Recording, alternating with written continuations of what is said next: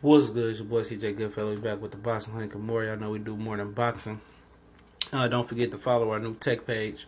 Show you how to cut the cost of cable. Get rid of Netflix and get everything and much, much more. Head over there. We got a few videos already uploaded. The link is in the description to the new channel as well. And if you want to donate or go follow us on Facebook, those links are there. But talking about today, which in the live show we did Wednesday, we broke down all the football games. And I'll get into a little bit tomorrow as well with the games going on with New Orleans and Minnesota and Jacksonville and Pittsburgh.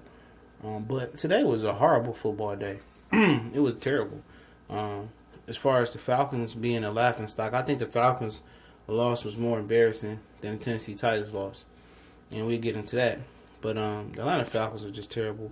I mean, Steve Sarkisian isn't working out as offensive coordinator. I mean, you got all those weapons, and you roll out and take away or eliminate the half of the field on 4th and goal to win the game versus Philly, and you put Julio on the short side of the field where you rolling out to and try to throw a jump ball. That was just a terrible play. Nothing going back against the grain and carrying the other way for for a potential little trick play.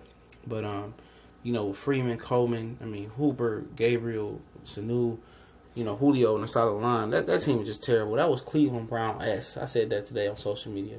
A lot of people agree. That was some Cleveland Brown type of ish. That's some 0-16 type of ish they pulled off today.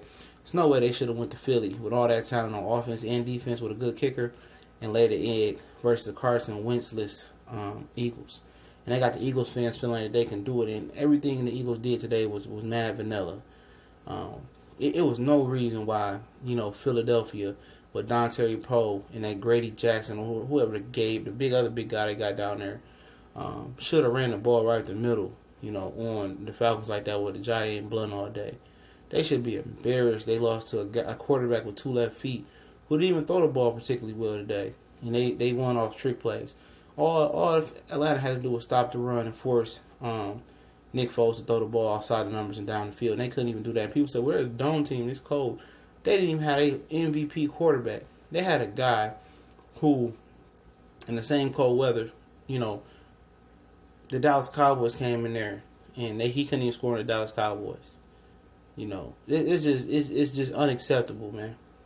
Matt Ryan is becoming unacceptable. That team, the coach, unacceptable.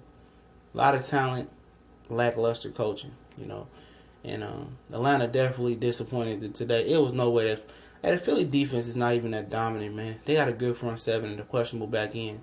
There's no way that Julio Jones shouldn't have had several touchdowns on Ronald Darby today. If he didn't have several touchdowns, Mohamed Sanu should have had some touchdowns. Coleman out the backfield. It's just no creativity. Kyle Shanahan was a very valuable commodity to that team. You could see with him gone that he's showing his worth without being there. Philly, dilly. Philly. The pit of misery going to be tomorrow. They know their history in NFC Championship games. Next week. They know their history. They know what's going to happen.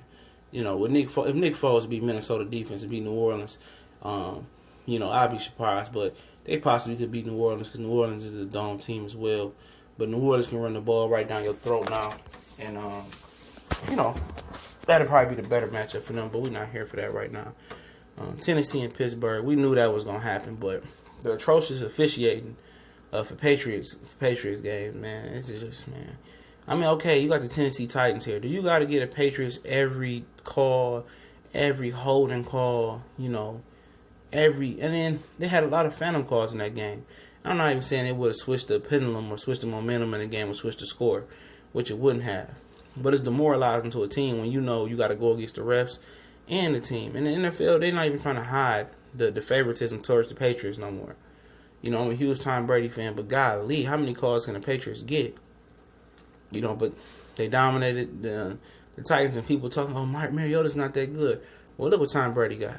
He got Hogan, Gronk, running back. He got a system that works for him. Mariota's a very good, talented quarterback. He just don't have receivers. And people say, look at Corey Davis. Those was Corey Davis' first 2 touchdowns of the year. He came from a MAC school where they didn't have big competition like that for real. And he's going to continue to grow and get better. But Eric Decker and Rashad Matthews and the other guy, he has no number one receiver. I don't even think he has a formidable number two. Corey Davis is easily growing to number one receiver. He has Delaney Walker and Derrick Henry's slow self. He needs more help. And you can see that he got it. The arm, the accuracy, it's all there. When the right tackle went out, Copeland from Michigan State changed the game. But definitely a disappointing day today in the NFL. And tomorrow should be a lot better. You're going to get a nice defense versus a high-power offense in Pittsburgh taking on Jacksonville and Minnesota. And Vikings are the creme de la creme of tomorrow.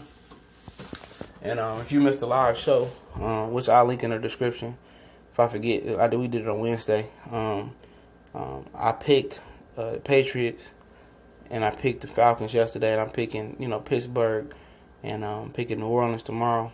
I would love to see Jacksonville beat Pittsburgh. Because I just think that'd be a tough challenge for New England.